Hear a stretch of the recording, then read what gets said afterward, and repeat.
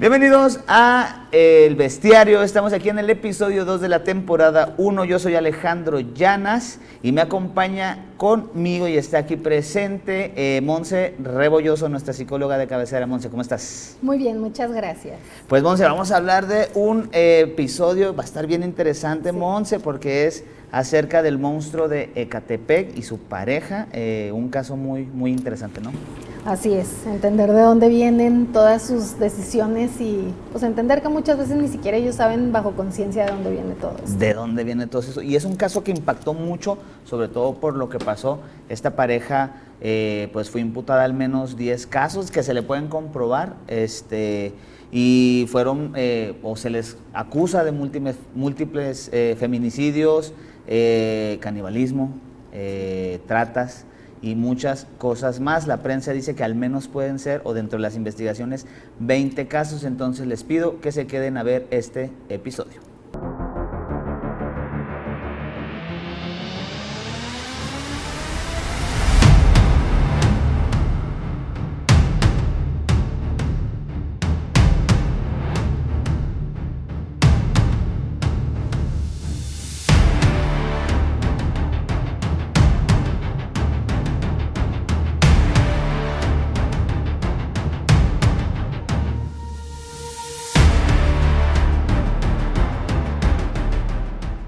Monse, pues ¿qué te parece este personaje triste en México? Porque la verdad es un caso muy triste para las familias que vivieron estas circunstancias con este sujeto.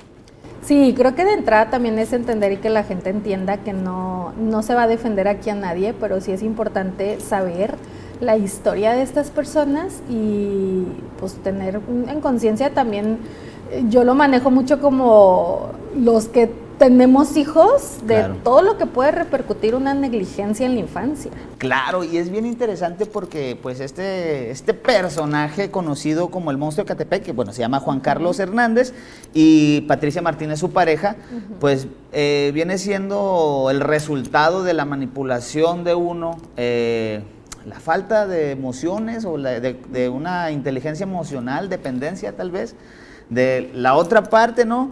Y pues este caso fue muy mediático. Te voy a explicar y le voy a explicar a toda la gente que nos está viendo un poquito, un resumen, qué fue lo que pasó. Pues bueno, ellos fueron detenidos en el 2018 y vinculados a procesos por múltiples feminicidios, desapariciones, trata y otros delitos. La cifra apunta por las autoridades y medios que fueron 10 víctimas, como ya había comentado. Sin embargo, se estipula que es más de 10, ¿no? Inclusive 20. Y pues hay pruebas de desmembramiento, confesiones y relatos muy fuertes por estas personas que, dicho sea de paso, no sé si viste la entrevista que le hicieron los que estaban ahí. Se me hizo una entrevista muy ligera, no sé si que caiga en lo simplón, tonto, porque la verdad tenían un personaje muy interesante de donde poder sacarle múltiple información y fueron preguntas muy básicas. Digo, desconozco también si es parte del protocolo que tienen ahí en Fiscalía, pero siento que sí fue una entrevista que se le pudo sacar más jugo, ¿no? Entonces, bueno, su modo operativo y sus hallazgos es que según las investigaciones, este sujeto seleccionaba a las víctimas que estaban en situación vulnerable. Esto es algo bien interesante porque casi eran las que estaban buscando trabajos, chicas que eran mamás solteras, mujeres que realmente necesitaban algún apoyo económico, y pues él veía esta vulnerabilidad y pues bueno, cometía agresiones sexuales, pues los homicidios, descuartizaba, arrojaba sus restos a lugares aledaños. También es algo bien interesante, ¿no? Sí. Y pues bueno, también él mismo en entrevistas dijo que tanto era el desprecio que le tenía a las mujeres que prefería dárselas de comer a los perros. Así de fuerte es este caso. Y bueno, a primeras instancias, ¿cómo se maneja este comportamiento, Monse? ¿Tú qué logras ver de esto? Porque o sea, son muchas cosas, ¿no? El hecho de que matara a sus víctimas y las dejara cerca de donde él vivía, sin pena, o sea, con tanta desfachatez, por así decirlo. y que por un lado decía, ¿no? Esto de que no, es que yo odio a las mujeres y todo esto, y pues tenía una pareja, ¿no? Que pues era no sé si era su esposa, pero pues al final era su pareja amorosa. Creo que, a ver, primero es de entender de dónde viene todo el trasfondo. Para él, estas personas y el dejar como los restos cercanos, pues son sus trofeos. O sea, claro. Podríamos pensar de, pues, ¿por qué lo dejas tan cerca de tu casa? Se supone, pues escóndelo. Pues claro que no, porque es el trofeo y necesita de alguna manera como mostrarlo y pues claro. presumir ese trofeo, ¿no? Claro, claro. Y para él su pareja no era su pareja amorosa, era como esta extensión de él para conseguir a más mujeres y lograr hacer todo esto. Pero, pues digo, yo he hablado mucho de casos narcisistas y también esto puede conllevar ese tema de, pues un narcisista no siente empatía, no siente amor, no siente nada, solo siente necesidades, y si yo quiero pasar allá y tú estás en medio, pues te voy a lastimar. Claro. No es mi intención, pero tampoco me importa. Ok. Y lo voy a hacer. Entonces, para él tener una pareja no creo que haya sido tanto como de esta parte amorosa, sino pues estás ahí, te necesito, te voy a lastimar, no me importa, pero pues yo quiero llegar allá, estás tú ahí y te voy a agarrar, ¿no? Te voy a usar. Exactamente. Ok, es muy, muy interesante eso, y ahorita platicábamos también un poquito acerca de cómo nacen, ¿no? Estas psicopatías, no sé si se le puede llamar así, o estos comportamientos.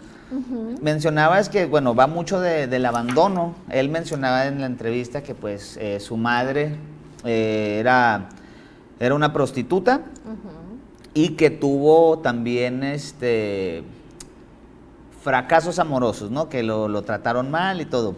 Yo considerando que a lo mejor sí es un poquito la víctima en ese sentido, sin embargo, uh-huh, mencionaste algo muy importante, que era que él tenía un desapego emocional desde pequeño, sí, no fue cuidado desde pequeño como debía, tuvo abuso sexual y que tuvo un golpe, y eso es algo que se me hizo algo bien interesante. Sí, a ver, hay un historial, ¿no?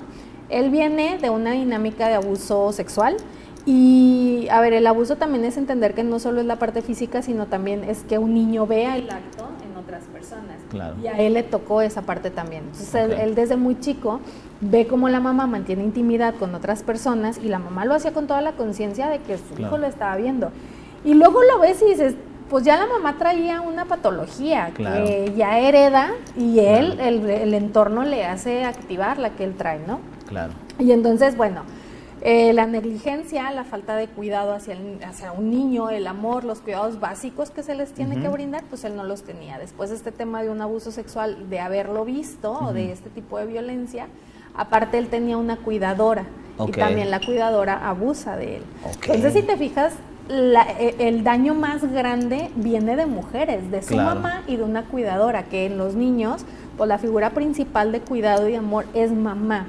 También papá, pero hay más lazo con la mamá siempre. Claro. Porque es la que te va a cuidar, es la que te va a proteger, es la que te dio vida, como en todo este sentido, y a él el daño se lo hace ella. Luego viene un tema de una lesión que genera un traumatismo cráneoencefálico, que logra tocar o alcanza a tocar ciertas partes neuronales que son las encargadas de generar, pues, como este control de impulsos, las decisiones, la parte emocional, porque luego la gente piensa que la emoción pues nace en el estómago.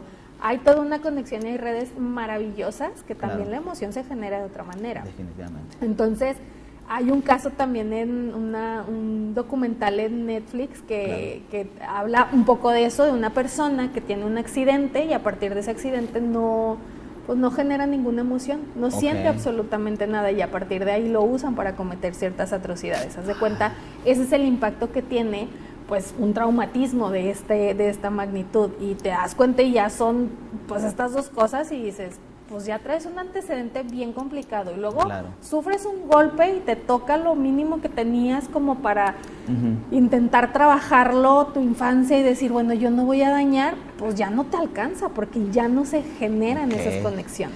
Es bien interesante esto, Monse, porque me hizo recordar a nuestros compañeros de profesión que se llama Leyendas Legendarias. Ellos, me gusta mucho su podcast, lo veo mucho. Y ellos, cuando hablaban en particular de, creo que era Ed Kemper, que es uno de los asesinos seriales más famosos de allá de Estados Unidos, que precisamente él, su primer asesinato, si no mal recuerdo, es su madre. Pero ellos mencionan que hay tres hechos que son los que afectan siempre y que tienen en común los asesinos seriales. La falta de empatía que tienen desde pequeños, hechos traumáticos que siempre van de la familia, en este caso la mamá o todo esto, que los tratan mal. Por ejemplo, Ed Kemper lo tenían encerrado en el sótano diciéndole a la mamá que él era un monstruo y que iba a matar a su hija y que iba a abusar de ella sin tener las pruebas, solo porque era hombre y estaba grande, ¿no? Y el tercero, y es bien interesante, es un golpe en la cabeza. Entonces, ellos le llaman, creo que le llaman así como que el trío de McDonald's, los tres componentes que tiene pues el asesino serial. Y es muy interesante cómo también un simple suceso que muchos lo dan como que, ay, se pegó en la cabeza, pobrecito, sóbale, o vamos a llevarlo al doctor, o todo este tipo de cosas, se puede convertir realmente en algo, ya que no nada más es en ellos, sino ya impacta en la sociedad de una manera muy, muy, muy fuerte, y se hace al final del día un problema para la sociedad, ¿no? Exactamente, y ahí te va otra. Creo que también algo que no se menciona mucho es la familia. Okay. Si te fijas también en este caso hay una mamá con una probable esquizofrenia, porque eso que me dices de ella sin tener ningún elemento, dice, es que vas a dañar a mi hija. Claro. Pues ella ya trae alucinaciones y delirios. Claro, definitivamente. Y ya viene una patología fuerte no tratada. Claro. Que hay una genética compartida. Claro. Y eso también es bien importante, ¿verdad? O sea, claro, yo no sabía tal cual, o sea, y cuando lo leí no fue hace mucho, te voy a ser bien honesto, pero que también las enfermedades se heredan, mentales. Entonces, es un punto bien interesante que la verdad yo sigo pensando que en general, más en México, pero en general, hace falta atacar, ¿no? Poder diagnosticar a tiempo a los hijos, ¿no? Porque luego nosotros como, bueno, los padres, porque yo ahorita no soy padre, pero muchos se excusan en eso, no están pequeños, yo los voy a educar y a veces a base de golpes quieren educar. Obviamente nadie nace sabiendo ser padre. Exactamente. Entonces son esos pequeños errores que desencadenan o que van haciendo una bolita de nieve que después se hace muy, muy, muy grande, ¿no? Hay muchas controversias de este tipo de cosas porque, regresando un poquito, pues no se sabe realmente el número real de víctimas.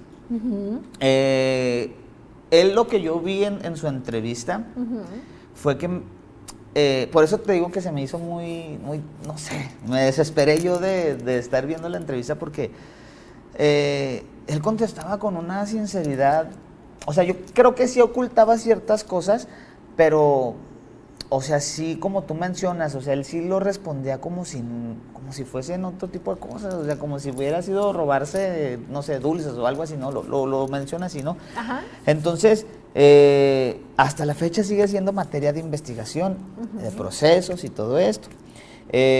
También algo que se me hizo muy padre de esto son las fallas institucionales, porque el caso reactivó muchas críticas de que ya había patrones que la misma sociedad y vecinos veían y que nunca se llegó a poder atraparlo antes de que hiciera, ¿no? Yo creo que también esas fallas y nosotros como sociedad, pues nosotros también fallamos, y la posible lucración mediática que pasó, ¿no? También esto es algo que, lo digo con todo respeto, pero enaltecemos a veces este tipo de cosas y sobre todo pues dejamos de pensar un poquito en las familias que pasaron esto, ¿no? Entonces, estas controversias que pasaron durante todo este caso. Entonces, yo creo que también ahí hay que darle mucho ojito, ¿no? Y poder nosotros ayudar como sociedad a que este tipo de cosas no escalen a tanto. A ver, muchas veces se cree que la gente exagera y que estás viendo algo y los vecinos son exagerados porque son problemáticos, porque no lo quieren, porque estamos en contra de él, porque... Y creo que ahí es donde se cometen muchos errores gravísimos de omisiones. Ha pasado en muchos casos de mujeres que fallecen o que las matan porque nadie les creyó, ¿no? Claro. Y estas omisiones, luego la ley tampoco es que haga algo para decir, pues la regué, ¿no? O sea, se escudan y siguen manejándolo como si nada. Y ahorita que mencionabas esto de la entrevista, a ver, acuérdate que estas personas no generan una empatía y no alcanzan a hacer las conexiones necesarias para entender que lo que hicieron está mal, porque no tienen ese proceso cognitivo. Entonces, pues te lo cuentan como si se estuvieran comiendo una hamburguesa, porque genuinamente para ellos no pasa nada. O sea, pues me estás preguntando cómo maté y te lo dicen, pues abrí, corté. Hay asesinos que incluso tienen libros de anatomía para poder hacer los cortes perfectos, para no dañar no sé qué y reconstruir otro cuerpo con una pierna aquí. O sea, tienen demasiada inteligencia que los lleva a hacer todo esto, pero un tema de conciencia y de culpa, o sea, este remordimiento no lo genera. No manches, está bien interesante. Y ahorita también decías esto de, es que la entrevista le hicieron muy light. Es que imagínate que le estás preguntando cosas a una persona que sin tapujos te va a contestar todo. Claro.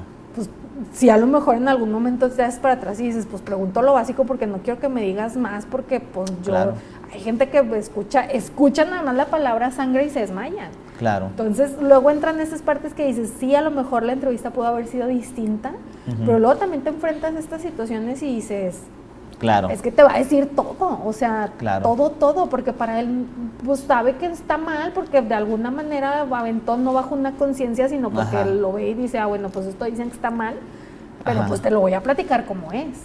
Sí, está bien interesante eso, Once, porque tienes mucha razón, o sea, realmente, a lo mejor yo lo estoy viendo desde una perspectiva en la que, pues, como espectador, ¿no? O sea, y no logramos luego ver estos entornos que están, porque inclusive también yo creo que fue un impacto esto, inclusive para todos, el que ya tenemos esta persona, se encontraron restos en su refri de partes de mujeres, la manera en que los agarraron, no sé si recuerdas que los agarraron con una carreola donde llevaban partes de cuerpos que iban a tirar, o sea, partes del cuerpo de una mujer que iban a tirar y, o sea, sí fue muy, muy mediático y sí fue muy impactante, entonces también puede ser que también por ahí vaya que no se estudió lo necesario antes de platicar con él y también es normal, digo, al final del día estos procesos son así en caliente. Sí. Está muy, muy, muy, muy interesante. Oye, Monse, ¿qué procesos psicológicos, a lo mejor ya lo tratamos poquito, pero para profundizar un poco, qué procesos psicológicos conforman la transición entre fantasear con hacer este tipo de cosas y hacerlo, ¿sabes? O materializar, ¿sí? O sea, luego pasan casos de que personas con la ira, no, es que yo tengo ganas de hacer esto, pero a veces se queda en eso, ¿no? ¿Cuál es esa transición o cuál es el proceso psicológico que puede emanar? Porque, por ejemplo, yo entiendo que mucha gente por ira piensa cosas malas. Somos humanos al final del día, ¿no? Tenemos odio, tenemos enojo y todo. Pero ahí se queda, ¿no? Pero ya es muy interesante cómo muchas personas empiezan a fantasear con hacer estas cosas y ni siquiera están enojados, ¿sí me explico? ¿Cuál es ese proceso? ¿Qué pasa? O sea, yo sé que también es muy difícil contestar esto porque pues cada cabeza es un mundo y cada persona que hace estas cosas es diferente, pero ¿qué podría ser estos procesos psicológicos? Hay una parte del cerebro que es la parte frontal, que es la que se encarga de regular todos nuestros impulsos.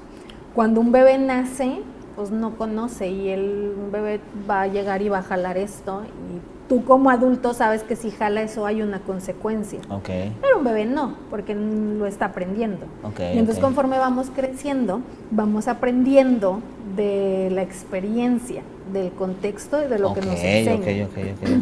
En la adolescencia es como el punto más fuerte o más importante para terminar de desarrollar esa parte. Yo a la gente le digo, haz de cuenta que naces con esa parte apagada y conforme vas creciendo se va activando y en la adolescencia ya se activa lo que se tenga que activar o no, depende del manejo que se dé. Esa es una parte. Súmale en este caso el abuso, todo lo que vio, como todas estas cargas emocionales que no se manejaron de una manera adecuada. Una persona que fue violentada sexualmente en una infancia puede reprimirlo. Vives con eso, actúas conforme esto, pero tú no sabes que está, porque tu conciencia te lo guarda o tu mente te lo guarda en un inconsciente muy profundo para que no te lastime, porque no tienes los recursos para sobrellevar esa situación. Entonces imagínate, ya te guardó un abuso, un golpe, un abandono de tu mamá, otro abuso, no sé, si sufrió bullying, como todo lo ambiental y la conciencia o la mente, perdón, lo va guardando. Y entonces tú vas viviendo con esto, pero luego no tienes personas que te vayan guiando y desarrollando una parte de las emociones. ¿Cómo vas a actuar si no sabes? O sea, ese bebé que si tú no le dices, no jales esto porque va a pasar esto otro, que luego yo siempre digo, deja que se pegue, o sea, nada más que no se pegue fuerte, o es que si camina se va a caer, se tiene que caer para que aprenda a levantarse y que aprenda, ¿no? Claro. Si no hay nadie que te vaya guiando por eso, pues solo vas trabajando y manejándote con impulsos, porque no hubo esa regulación. Claro. Y entonces esta parte no se termina de desarrollar. Y es ahí que hay mucha gente que es súper impulsiva, personas que se enojan y golpean la pared y que luego a lo mejor pueden generar un remordimiento, un sentimiento de culpa y ofrecen una disculpa. En este tipo de situaciones ellos no alcanzan a hacer todos estos procesos para decir, a ver, estoy enojado, no voy a ir a matar a alguien literal, nada más lo digo porque estoy muy enojado, porque hay un manejo de emociones que se llevó durante años, no nada más en ese momento. Entonces, sí hay procesos que si los llevas, pues tomas decisiones asertivas, pero si no, no vas a tener una inteligencia emocional. Y la inteligencia emocional no se trabaja nada más de sé feliz y sonríe, eso no es la inteligencia emocional, es entender que tienes una emoción y que tienes derecho a enojarte, pero no a lastimar a las personas ni aventar. Yo le digo a mis hijos, enójate, está bien, tienes derecho. No puedes aventar, o sea, tienes prohibido aventar cosas, gritar, hacer tal, y conforme van creciendo van entendiendo que eso tiene una consecuencia. Claro. Y entonces yo en mi caso a mis hijos les digo, a ver, si haces esto, esta es la consecuencia. Si haces esto, esta es la consecuencia. ¿Qué consecuencia quieres? Porque tienes que entender que tus actos tienen una consecuencia. Claro, y a partir de ahí tomas decisiones. Pero te lo digo yo como mamá que se lo digo a mis hijos. Claro, sí. Él no tuvo ese acompañamiento. Súmale el golpe. Súmale que también tuvo un tema de trabajos que lo corrían, o sea, como que cada vez se le activaban estas heridas de abandono y de rechazo y de humillación.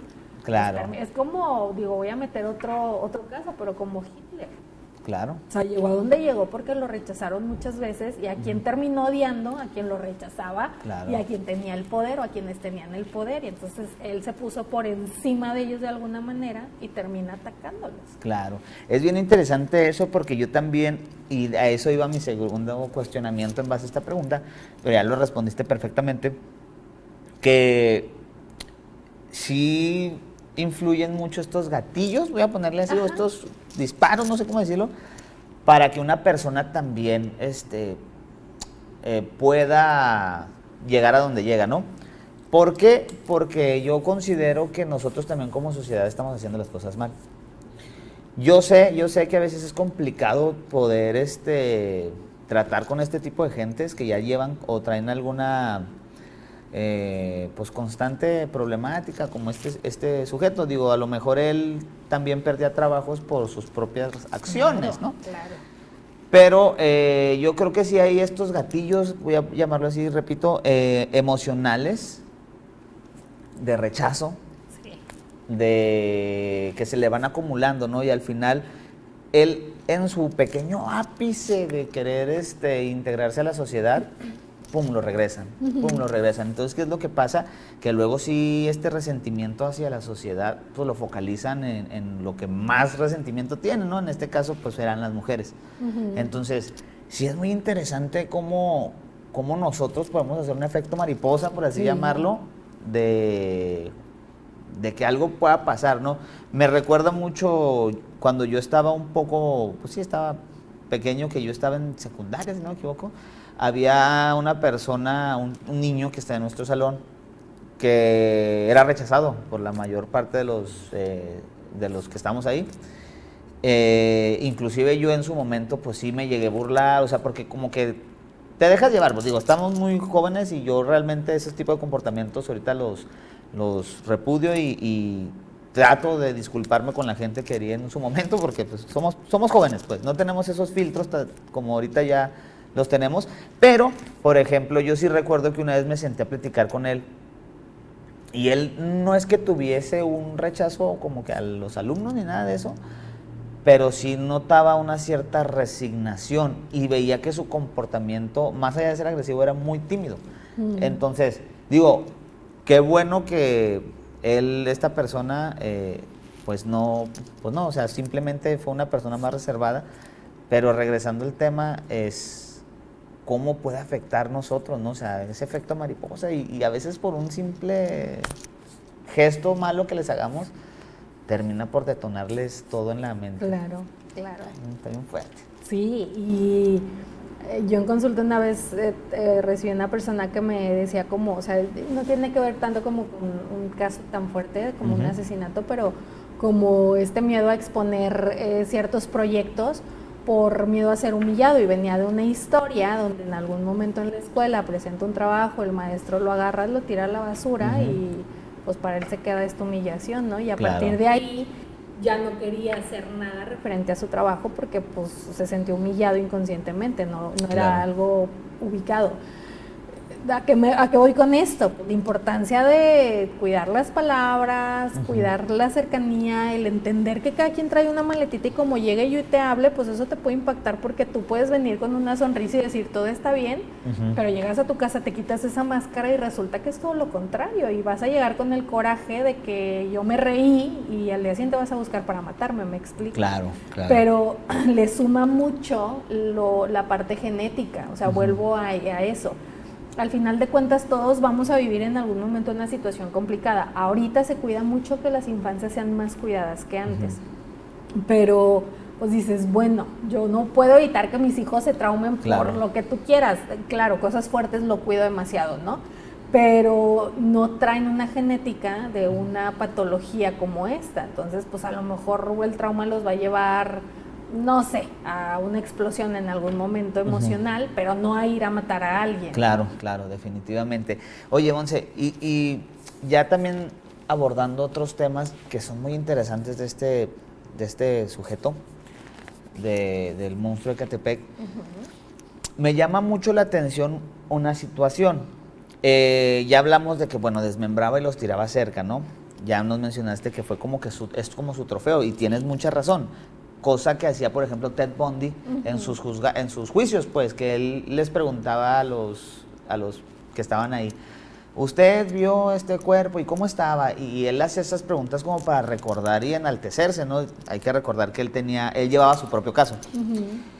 De esta manera también esta persona tenía restos en su casa, ¿no? Él menciona que inclusive a veces actuaba como el canibalismo, por así llamarlo. Y yo creo que ya también es, en primera, ya cruzar una instancia de que más allá de matar, o sea, ya estás mutilando, ya estás comiendo, y ahí ya hay algo todavía más pesado, ¿no? Pero ¿cómo podemos interpretar este tipo de símbolos? O sea,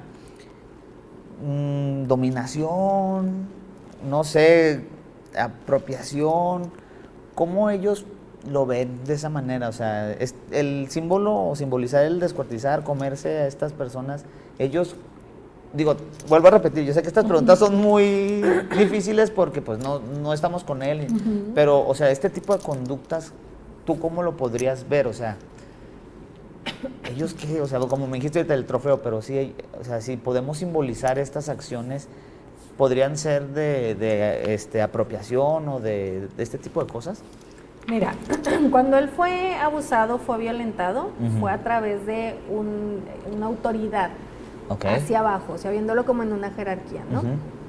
Cuando él empieza a descargar, él tiene que ponerse arriba y buscar como esa aprobación o ese afecto a través de la sumisión, pero no el ser sumiso sino buscar quien sea sumiso de él. Creo que todos estos actos de descuartizar, de cómo hacer todo esto, viene de esa necesidad de control. Como de alguna manera él, a través de eso, simbolizar ese control que necesita tener hacia los demás por el daño percibido de su infancia. No sé si me explico. Sí, o sea, al final del día creo que ve, por ejemplo, en una mujer, él ve cómo estaba, ¿no? Antes, y busca, pues, voltearlo, ¿no? De alguna manera. Sí, claro, o denigrar un poco para decir, al final el control lo tuve yo. Claro. No sé si eso responde un poco a sí, claro, sí, pues al final del día yo creo que es dominio, ¿no? Exacto. Sentir ese dominio de decir, antes yo estaba abajo de ustedes, porque me imagino que generaliza. Exacto. Sí, porque para él la mujer, todos los actos hacia las mujeres fue el matar a su mamá y a su cuidadora por lo que le hicieron, pero él ve esas dos caras en todas esas mujeres. Claro. Incluso en su pareja, porque si te fijas, pues la pareja fue sumisa de él. Entonces al final él se pone por encima de quien lo dañó. Ajá, sí, y es decir, bueno, yo te tengo aquí. Exacto. Y ya tengo el control, ya tengo el control, ya tengo la aprobación, ya tengo el afecto, ya tengo como esa aceptación porque te tengo a ti. Y en su pareja era lo mismo, o sea, pues todo lo que buscaba que me abrazaran y me quisieran, pues ya te tengo aquí. Claro. Digo, la mujer con un coeficiente intelectual bajísimo, pues no alcanzaba a tomar decisiones y solo se dejaba manipular, pero para él era la maravilla porque él tenía el control de ella. Claro. Que en algún momento una mujer lo tuvo sobre él y lo lastimó de esta manera. Y yo creo que también esto distingue mucho, ¿no? O sea, distingue mucho a otras formas de deshumanización, porque sí es muy fuerte lo que él hacía y sobre todo el obligar, de alguna manera, porque este es un tema que también ahorita quiero preguntarte, ahorita más adelante, pero sí es también la manera de decir, tengo a una persona que no está como tal obligada con una cadena, pero viviendo estos actos que a lo mejor ni siquiera quiere. ¿Sí me explico? Entonces, sí es un grado muy fuerte de deshumanización y yo creo que este en particular sí se distingue de otros casos. No sé si me expliques. Sí, aparte, a ver, la mujer no tenía creo que su nivel de coeficiente era limítrofe. Ajá. Pues ella no es que quisiera o no quisiera. Pues una persona con ese coeficiente no sabe nada, ni siquiera tomar decisiones. Claro, entonces no es de quiero o no quiero, es si me dices lo hago, porque también ahí hay una dinámica de codependencia, ¿no? De pues te necesito para sobrevivir, no me puedo ir, me tengo que quedar por esa necesidad de aprobación, de aceptación. Entonces, de una persona que no tiene la capacidad ni de saber qué zapatos ponerse y que todo el tiempo se lo tengan que estar diciendo, pues no va a ser algo distinto. Sí. Yo creo que también este tipo de cosas se enfocan mucho en esta chica porque, por ejemplo, bueno, es que está bien interesante porque o sea, sí se enfocan mucho en este sujeto, ¿no? En el monstruo de Ecatepec, pero realmente pues el crimen es en dúo, ¿sí me explico? Entonces, ¿qué patrones relacionales suelen observarse? O sea, ya nos explicaste un poquito este tipo de cosas, pero va de la mano también la manipulación, la codependencia de esta chica, o sea, más allá del dominador y sumiso, que ya obviamente lo tenía. Pero, por ejemplo, la codependencia de esta chica, no sé, la manipulación, que yo creo que también él...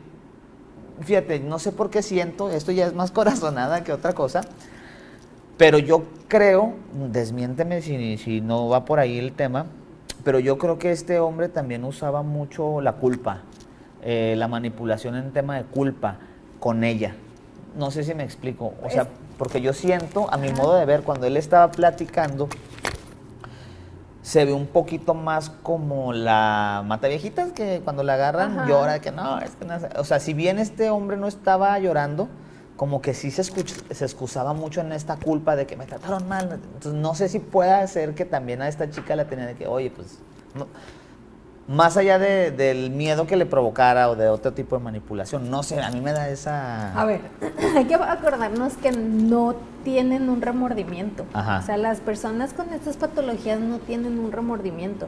Él no puede sentir culpa, lo que puede es manipular a través de... La mataviejitas, hace poquito escuchaba una entrevista que ella decía como de, pues es que a mí me atraparon y me dijeron nada y que la veía así y genuinamente si solo jalas ese cachito y dices, sí, le trataron súper mal y le investigaron pero esa es la manipulación, o sea, el cambiarte las cosas para yo ser víctima de la situación que yo creé. Claro, sí. Si él empieza, es que a mí me lastimaron, a ver, eso no justifica el daño que tú hiciste. Claro. Y él no tiene esa conciencia, pero sabe que puede utilizarlo, porque él voltea y dice, pues alguien llora, y de llorar tú te conmueves y, pues voy a llorar, pero a manera de manipulación, no porque realmente lo sienta. Claro. Hay un caso que me llamó mucho la atención, no recuerdo el nombre, es allá en Estados Unidos, de una persona que cada vez que mataba hablaba a la policía llorando. Y ya me va a matar, él se me va a suicidar y que no sé qué es, que no puedo, vengan por mí, estoy aquí llorando. O sea, realmente se escucha un llanto que hasta tú lo escuchas y dices, ay cabrón. Y cuelga. Obviamente llega la policía, no está el cuerpo y al mes otra vez el tipo, ¿no? Llorando. No, es que... Entonces, tienes mucha razón en ese sentido. A lo mejor yo lo estaba viendo también de la manera de que, pues pobre vato, ¿no? Pero, o viéndolo como diciendo, pues bueno, no está bien lo que hizo, está totalmente mal. Claro. Pero bueno, pues hay que entender que a lo mejor él no fue canalizado, bla, bla, bla. Pero tú mencionas otro factor que está todavía a 360 grados. Es como de que, no, o sea, a ver, este vato no tiene un remordimiento por cómo habla. Y muchas veces también algo que tienen estos asesinos es que son muy inteligentes a su manera, ¿no? Sí, claro. Entonces, pues sí es una manera de decir, bueno, voy a justificar mis actos tratando de darles la vuelta de esta manera, ¿no? Entonces sí es muy, muy interesante también esto porque sí, o sea, sí es una persona muy, muy así. Ahora, tomando en cuenta que esta persona era así, que esta chica, también cómo puede influir la dependencia emocional y la normalización del abuso, ¿no? En estas participaciones, sobre todo de ella, ¿no? Que al final del día, pues sí, tiene un coeficiente o sí, pero aún así ella logró normalizar este tipo de cosas. No sé si puede ser el miedo o realmente otra cosa, ¿no? A ver, también creo que ella traía sus heridas. Ajá. Y que se junta con una persona que viene y le dice, yo estoy para cuidarte de todo eso, pues ¿qué haces? Te quedas, ¿no? Claro. Y sin una capacidad de decisión, pues dices, aquí me quedo, porque me tienen que... Una persona con esta capacidad o incapacidad, necesitas que te guíen todo el tiempo. Es como si no tuvieras un pie y necesitas de un bastón. Pues para ella, él fue su bastón de no sé, pues si esta pared es negra, pues porque me dices, no sé, y no me alcanza la mente ni la inteligencia para preguntarte por qué. Claro. Entonces, si tú me dices es negra, pues sí es negra, aunque la estés viendo y sea roja. Claro. ¿Me explico? Sí, y aparte yo creo que también, pues, el hecho de que tú dices, no, o sea, viene con sus heridas, él llega como este pañuelo salvador. Exacto. Ve lo que está pasando y yo creo que también hay que pensar, bueno, yo aquí con él estoy segura y de que me pase esto a mí, a yo estar haciéndolo o participando de alguna manera, pues mejor, ¿no? Y es que es otra vez, ¿no? No, ella no yo creo que no lo veía tanto como de, pues que me pase o no, porque ya generas un proceso cognitivo que ya no alcanzaba. Que no tenía claro. Exacto. Para ella es como el narcisista que llega y le dice a la persona dependiente de, yo te voy a cuidar, te mereces todo en la vida, y pues una persona que nunca ha sido aprobada, que nunca ha sido aceptada, que no ha sido abrazada, que llega alguien y le dice, te voy a dar todo lo que nadie te dio, pues ¿qué haces? Te quedas, pero no porque es que me va a pasar, no, te quedas porque pues hay alguien que te está protegiendo y te está dando lo que nadie te ha dado nunca en tu vida. Claro, y bueno, más allá de este caso, ¿tú crees que una persona puede llegar a normalizar este tipo de conductas? Sí, porque no hay nada fuera, no hay nada diferente a tu alrededor. Es como la normalidad es subjetiva, tu normalidad y la mía es distinta. Y ni la tuya es buena ni mala, ni la mía tampoco es buena ni mala. Cada uno tiene su normalidad mientras no lastimes a nadie. Claro. Para ella, si su normalidad es de un papá también narcisista, una mamá dependiente, pues ¿qué va a hacer ella? Lo que aprendió de sus referentes, que son sus papás. Claro. Entonces, sí, para ella es un acto completamente normal, pues porque viene de una dinámica con a lo mejor un papá machista. Claro. Y ella no sabe hacer otra cosa, y aparte súmale un coeficiente intelectual bajísimo, pues no te va a dar ni siquiera para decir quiero romper ese patrón de conducta porque me está haciendo, no, pues dices, pues yo lo aprendí y lo voy a seguir haciendo. Claro, y más por el hecho de eso, ¿no? Dices, tienes mucha razón, porque digo, quitando a esta chica, hemos visto también en la actualidad muchos casos de chicas o chicos que por seguir un grado de normalizar ciertos patrones que ya viven atrás, terminan cediendo a otras, ¿no? Que es mucho lo que pasa esto de víctima y victimario, ¿no? Que al final del día hay patrones que pasan porque los vas permitiendo, porque son normales, como tú dices, cada quien vive su normalidad y cada quien dentro de su contexto tiene la razón, por así decirlo. Dice, cabrón, o sea, yo estoy viviendo esto, pues si yo lo hago, o si veo que alguien más lo está haciendo, aunque esté mal, pues para mí está bien, ¿sí me explico? Entonces, sí es muy fuerte este tipo de cosas, y yo creo que, ¿sabes qué es lo más fuerte de todo esto? Que todavía en México hay un chingo de personas, o sea, hay muchísimas situaciones iguales.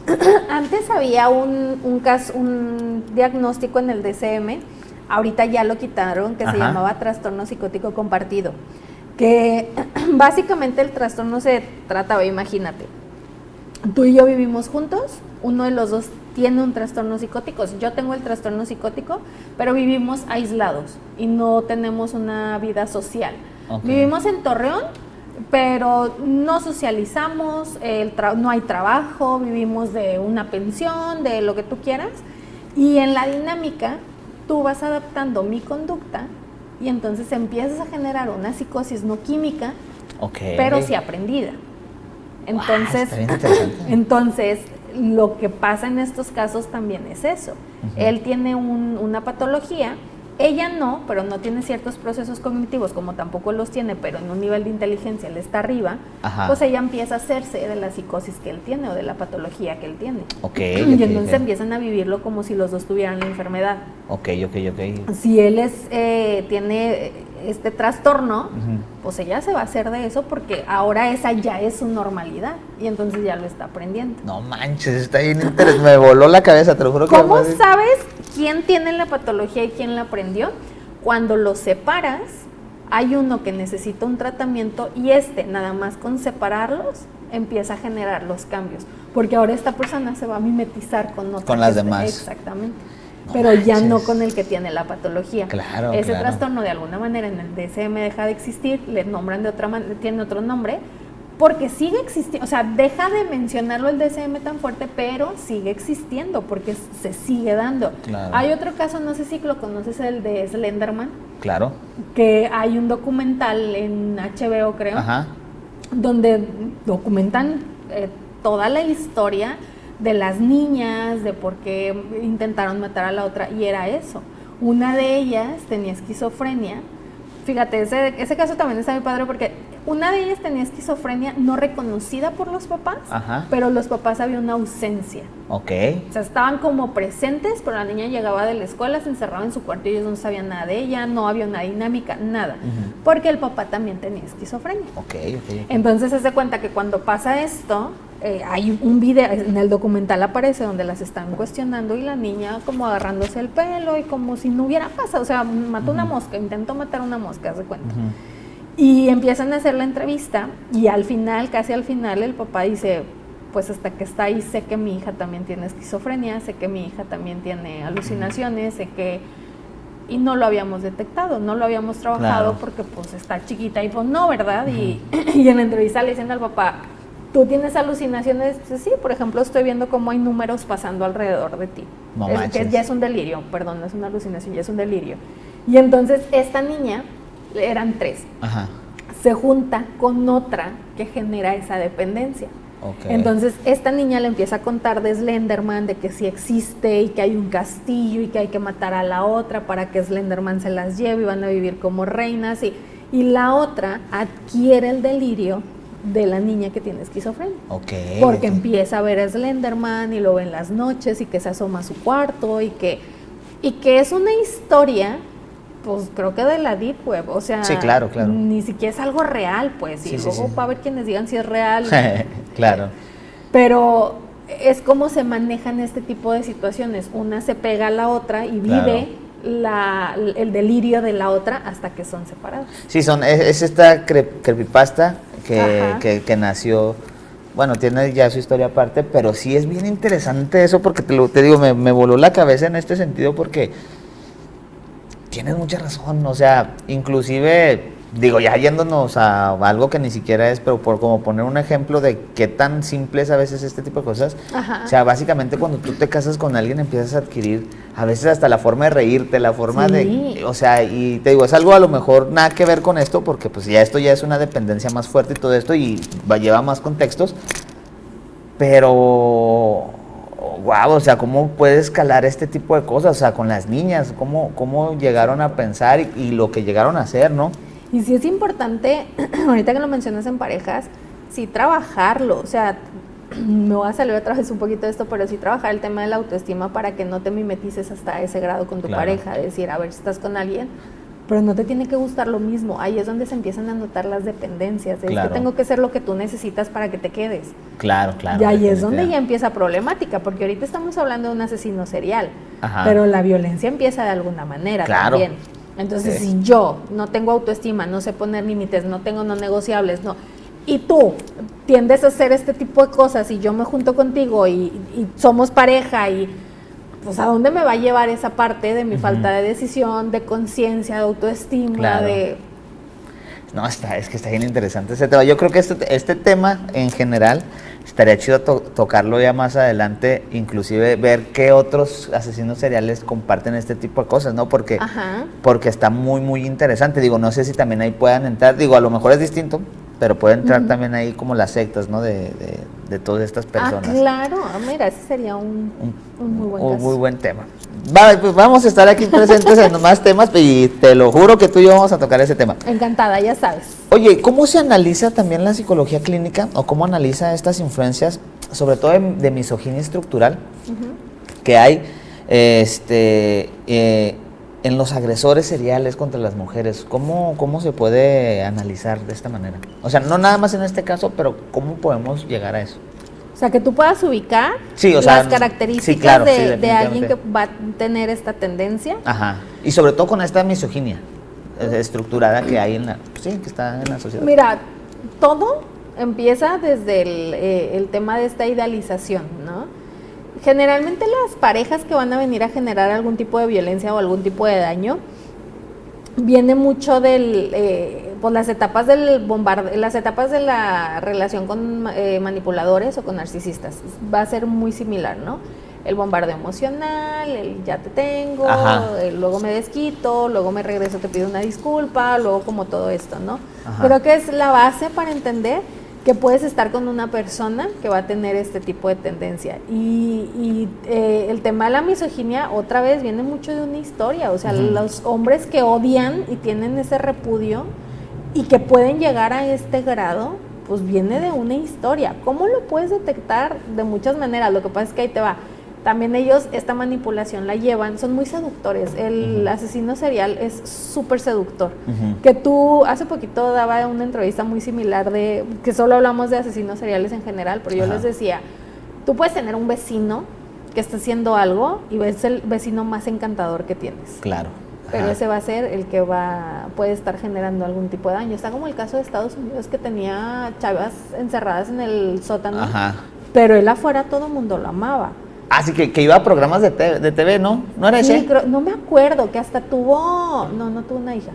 No, que una chava un día se escapó y pidió ayuda y luego regresó la policía y la sacaron a todas. No sé si es el que iba a tele, pero son los encantadores, entonces ese es el mayor riesgo.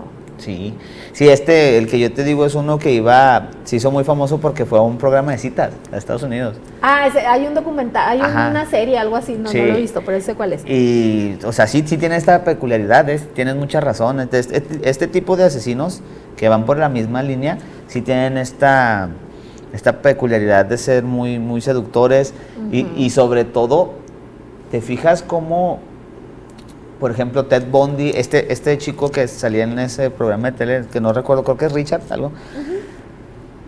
¿Cómo es su manera de impactar o su manera de ser? Que las chicas, o sea, yo siempre digo, no manches, es para por demás, pero que chicas en el juicio decían, no, o sea, a mí me gustaría topármelo con él un día de noche, o sea, dices, no mames, o sea, es un asesino.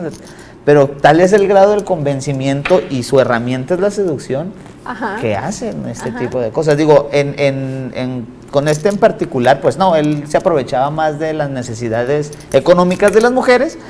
Sin embargo, algo que no hemos tocado también, que a mí se me hace bien interesante, es su modo operandi. O sea, cómo también la inteligencia le daba para decir, voy a agarrar, esto es más fácil que... Porque, o sea, si ya tenía la dupla a su esposa, pues entre las dos era más fácil poder secuestrar o poder hacer este tipo de cosas. Y no, o sea, se daba el tiempo de entrevistar mujeres, de inclusive que trabajaran ciertos días para ganar su confianza. Y, o sea, es algo bien interesante cómo se manejan estos vatos, es que... Y ahí te va, creo que contestando también un poco la anterior, yo tengo una teoría, no Ajá. es una teoría, no sé si existe y la leí, no sé, pero el hombre lucha por ser el que elige. Ok. El hombre, el alfa y el Ajá. rey, ¿no? Y entre los hombres pelean para elegir. Ok. La mujer se esfuerza por ser la elegida. Ok, claro. Y en ese camino, las mujeres permiten muchas cosas. Ok. Cuando, por eso ahorita te decía, este trabajo de autoestima es súper importante en las mujeres, porque pues nos ha llevado a tomar decisiones muy malas y muy riesgosas, en el caso de muchas desafortunadamente pues fatales, pero el que un hombre llegue y te hable bonito te va a generar esa aprobación. Y el soy la elegida, yo me quedé. Claro. Y te emocionas y te enganchas. Pero resulta que el hombre no te quiere a ti, el hombre solo tiene un odio por las mujeres y entonces solo está usando esta necesidad de la mujer para descargar una furia sobre Claro, sí. Por eso te digo, es bien importante el trabajar esta parte de las emociones porque está canijo, o sea... Sí, no manches. y sobre todo por el hecho de eso que dices, porque tienes razón, o sea... Si nos vamos más, ya luego yo creo que también a veces se exageran mucho en este tema de hombre, mujer y genética y todo eso, pero, o sea, esto también va desde mucho atrás, ¿no? De que dicen, que, por poner un ejemplo que está muy estúpido, que ahorita se está viendo mucho, de que no, el hombre proveedor y la mujer tal, ¿sabes? Más allá de eso, yo creo que mucho tiempo atrás sí se vio así, ¿no? Si bien no era tan marcado antes y todavía se ve que los domingos ciertos comunidades rurales todas van a la plaza y que los hombres lleguen a sacarlas a bailar y que el hombre, ¿sí me explico? Sí. Y es un trauma por los mismos del rancho o de las comunidades rurales que te digan, no te sacaron a bailar, ya eres quedada, o este tipo de cosas, ¿no? Y es cuando permiten este tipo de cosas.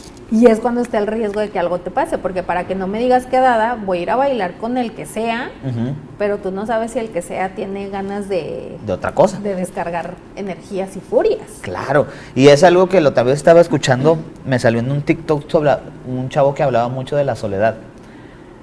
Que cuando una persona no sabe estar sola, a diferencia de las personas que están solas mucho tiempo, ellas son más selectivas en lo que quieren, ¿no? Sí, claro. Y estas personas que no saben estar solas terminan normalizando y aceptando patrones que ellas no quieren. Exacto. Y entonces es lo que pasa, ¿no? Que al final del día, pues sí, llega a pasar que, no en el caso de la chica de Catepec, con del monstruo, pero de que sí llegan a aceptar ciertos comportamientos, ciertas acciones, ciertos delitos, que ya es algo más grave, con tal de, como decías, de tener a esa persona aquí que no se me vaya, ¿no? Y es muy interesante que los que nos están viendo en casa, porque este podcast, más allá de hablar de este tipo de cosas, también es ayudarlos, que chequen mucho estas, inclusive lo más difícil de checarlo de otra persona es hacerse una introspección. Entonces, háganse esa introspección y vean si realmente está pasando algo mal ahí con su pareja, digo. Esperemos que no, pero existe, ¿no? Bueno, también ya por último, ¿cómo influye la experiencia de pobreza y marginación, militarización, con estos sentidos violentos que existen en las personas, ¿no? Estos posibles gatillos, como los mencionábamos, y si hay vías específicas. ¿A qué te o sea, refieres? por ejemplo, de radicalización criminal o ligarlas a experiencias. ¿Cómo influye esto? O sea, todos estos entornos que... Es que ahí hasta me da miedo hablar, porque ya son temas, incluso puede entrar en un tema muy político, ¿no? Claro. Pero creo que vivimos en un sistema muy caótico. Para mí hay lugares en los que el tema económico es muy complicado y es grave.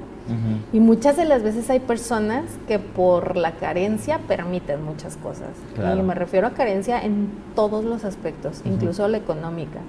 Y ahí es donde está el riesgo, ¿no? Porque pues terminas haciendo cosas. Mira, cuando yo me gradué de mi maestría o de mi máster, yo hice un estudio, yo me titulé en el 2014, presenté mi tesis.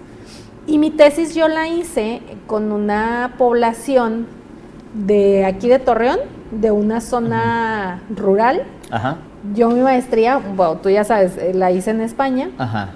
Yo agarré una población o un sector de España muy similar al que agarré de aquí de Torreón. Qué interesante. Muy, muy similar. Zona rural, pero al final la economía ya es diferente a la de aquí. Cuando yo estuve había recesión económica. Ajá. Entonces era como intentamos igualar la población lo más que se pudiera. Tenía sus diferencias evidentemente porque pues aquí de Torreón otra de ellas. Lo que queríamos demostrar era el cómo las dinámicas, la cultura, la necesidad, la delincuencia y la violencia impactaba a la generación de conductas disruptivas. Cualquier conducta delictiva, estas personas que les gusta el fuego, o sea, como que todas estas conductas graves. La población de España era mayor a la de aquí. Había no eran igual en cantidad, había una diferencia no muy grande, pero así había una diferencia. Cuando yo hice el estudio, aquí estábamos en la cúspide de la delincuencia. O sea, fue en Teo que yo la presenté en el 2014. Yo vine a tomar la muestra en el 2013. Yo me fui en el 2012, tomé muestra aquí en el 2013 y en el 2013 también la tomé allá para las mismas temporadas. Y en el 14 yo presenté el estudio ya con todas las respuestas. Aún con todas las diferencias que había y que Torreón tenía una población, o México, el grupo muestra que tomé era menor el de aquí. Salió que por todas las condiciones que se estaban viviendo, había más riesgo delictivo y de violencia aquí. En ese momento que yo estaba en España también había muchos atentados terroristas. Fue para una temporada que pusieron una bomba en una televisora. O sea, te digo que había mucha similitud ambiental y como mucho. Y aún así la zona de aquí salió pero con niveles altísimos de muchas probabilidades a esas conductas. Claro. ¿Por qué te cuento esto? Para responder un poco esta pregunta, ¿no? Ese es el riesgo que hay cuando hay un conjunto de muchas necesidades. Claro. Que tú volteas y dices, pues viene alguien y me ofrece dinero por hacer esto, pues yo tengo una necesidad, me voy a ir. Pero cuando ubicas que tu necesidad no va a ser no se te va a satisfacer desde ahí, sino trabajando, haciendo, a través de conocerte, de saber estar solo, de volteas y dices, ese es un riesgo y no lo quiero. Prefiero ir por este camino. Claro. No sé si me explico el por qué te cuento esta historia. Sí, claro, definitivamente. Y sobre todo porque, como tú lo mencionas, yo creo que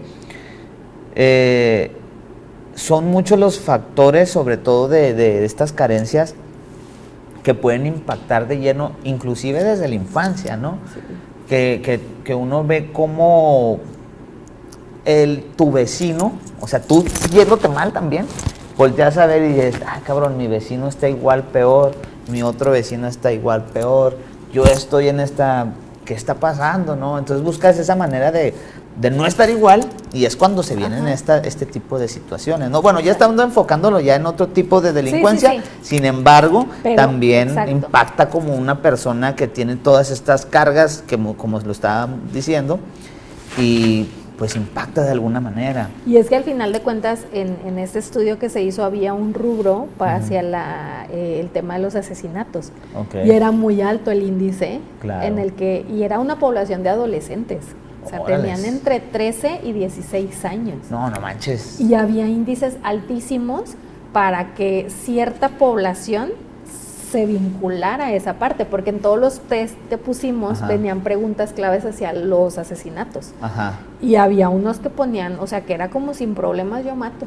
Ok, no. Por muchos motivos, no solo era como necesito un dinero, voy a asesinar y págame. Sí, claro. Había muchísimos motivos, un tema de violencia, de negligencia, de abusos, de carencia. Claro. Un montón de cosas. Bueno, y luego también tomando también esto que mencionas, también tomar en cuenta algo que se nos fue totalmente de toda esta plática, que está en Ecatepec, o sea, también en una de las ciudades o estados, uno, que son más violentos, y dos, que tienen más grado de maltrato hacia la mujer y feminicidios. Entonces, también hay que tomar en cuenta que lo que ves es lo que haces. Exacto. Entonces, yo creo que también este sujeto, más allá de sus traumas, pues también vivía, como lo mencionas, ¿no? En este pequeño círculo, porque dudo que esta persona, por como era, dudo que saliera más allá de, o sea, tampoco no me voy a poner de que no, pues, pero sí. O sea, sí era muy limitado, ¿no? Su estancia. Entonces, también influye mucho la ciudad en donde cae, y vamos a lo que tú dices, o sea, con tu estudio tú lograste ver que ese pequeño sector, lo que ve y lo que se vive era esto, por ende, desde pequeños tienen en ese chip de que tal, entonces, a lo mejor por distintas causas, pero van al mismo objetivo. Y recordando que el machismo es cultural, ¿eh? Claro. O sea, el tema del machismo sigue siendo cultural y la misoginia viene de ahí, o sea, claro. De uno sale el otro, entonces, ajá, pues también hay poblaciones todavía súper rezagadas que hay mucho machismo y pues de ahí viene también esa misoginia, ¿no? Claro, no, está muy, muy interesante. Monse, pues ya llegamos al final de este episodio, que la verdad estuvo muy, muy bueno, y yo creo que nos hubiéramos aventado 7 horas. Entonces, me da mucho gusto, Monse, que estés aquí con nosotros, que seas parte de este proyecto y que podamos ir, ahora sí que desmenuzando distintos casos, porque no siempre van a ser asesinos seriales, pero sí van a ser casos, irlos desmenuzando y poder sacar estas conclusiones. Yo creo que como conclusión me quedo un poquito con que pues este sujeto venía de un entorno muy violento, Sí. de una etapa de niñez muy fuerte y pues con un problema de no poder conciliar su vida o controlarla de alguna manera, y que todavía yo creo que sentía seguridad al hacer las cosas teniendo otra persona que era su pareja, ¿no? Independientemente de si no fuera fácil de manipular él por ella, pero sentía como ese alivio, ¿no? No sé cuál sea tu conclusión de este caso que platicamos el día de hoy. Creo que, como lo decía al inicio, Ale, el entender que todos estos delitos tienen un origen, no para justificar. Luego mucha gente esta información se la toma como de, es que estás defendiendo. Nadie está defendiendo a nadie. No es justificar lo que él hizo y lo que hicieron juntos, pues, es entender el impacto que tiene nuestra participación en la sociedad. Claro. No solo como mamá hacia mis hijos, sino como sociedad en general. Claro. Yo siempre se lo he dicho a la gente, tus palabras impactan y no sabes lo que la otra persona trae, como para que tengas cuidado en lo que dices. Claro. ¿no? Sí. Esa es una. La otra, trabajar mucho en uno mismo para evitar caer en situaciones complicadas, porque me encantaría decirte que estamos a poquitos años de que esto termine, pues la realidad es que es muy complicado. Solo hay un tema de cuidarnos, de entender las historias para entender las conductas. Claro. Pero no se está justificando nada, o sea, no estamos justificando nada, pero sí está canijo todo lo que pasa. Sí, ¿no? definitivamente, y también la idea de este proyecto es que los que estén en casa puedan ver estos patrones que estamos tratando de, bueno, más que nada aquí, Monse, que es la experta, pero que estén viendo todos estos patrones que estamos desmenuzando para que ustedes puedan lograr ver si hay alguien. Porque luego, no sé si has visto la serie de Mindhunter, que es de estos psicólogos que van entrevistando a los asesinos seriales. No, sí he visto capítulos, pero no. Sí está muy, muy buena. Se supone, bueno, la cancelaron, pero se supone que están en pláticas. La neta, eso ya desconozco, pero bueno, ahí te dan a entender que hasta tu propio hijo puede ser un asesino serial. Entonces, a lo que voy con esto es que ustedes también puedan, no estoy diciendo que sus hijos ni nada de eso, ni un familiar, pero que sí tengan esta como que conciencia de que vean foquitos rojos, vecinos, amigos, tal, y poder ayudarlos, más que nada de decir, él tiene conductas, aléjense, no, sino poder ayudarlos. Exacto. Y poder tratar que estas personas no se conviertan en un problema social. Entonces, bueno, Monse, antes de irnos, 2 cositas. Tenemos esta dinámica de ponerle como que al caso, darle una calificación de qué tan bueno es, qué tan interesante es. Nosotros le ponemos ahí cuchillitos. Entonces, ¿cuántos cuchillitos le pones? ¿Del 1 al? Del 1 al 5. 5. ¿5? ¿Te parece muy interesante? Sí, a mí sí. Sí, fíjate que yo también le voy a poner 4, sobre todo porque siento que vienen mejores. y que vamos a estar platicando de Pues casos mejores. Claro que sí. Y sobre todo que ya está pactado el de hablar de una secta, porque yo creo que eso también está bien chingón. Está muy, muy, muy bueno. Monse, antes de irnos, tus redes sociales.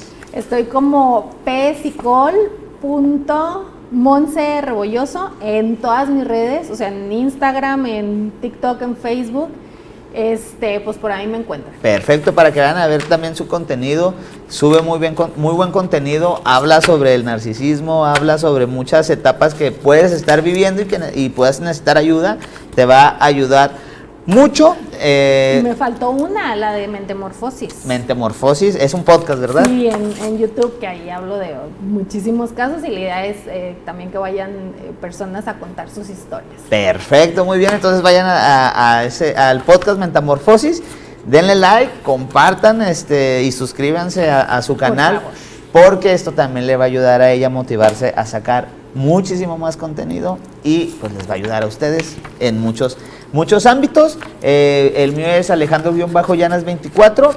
Recuerden que este es el segundo episodio de, pues por así de llamarlo, la primera temporada del Bestiario, que también estamos compartiendo con Proyecto Psicofonía. Si les gusta también el tema de los fantasmas, casos que por ahí se ven de exorcismos, de todo, platicamos de todo un poco. También traemos invitados, brujas, traemos personas que tienen dones, que han pasado por experiencias sobrenaturales y ahí cuentan también sus historias. Entonces también está muy muy chido. Tenemos el otro canal que se llama Paranoicos, que ahí también subimos un video al mes, porque pues compartimos con ¿no? Entonces todo el mes o todas las semanas del mes se está subiendo contenido para ustedes. Entonces denle like, compartan, ayúdenos mucho y denle cariño, porque también a nosotros van a motivar a seguir con estos programas que al final del día son para ustedes.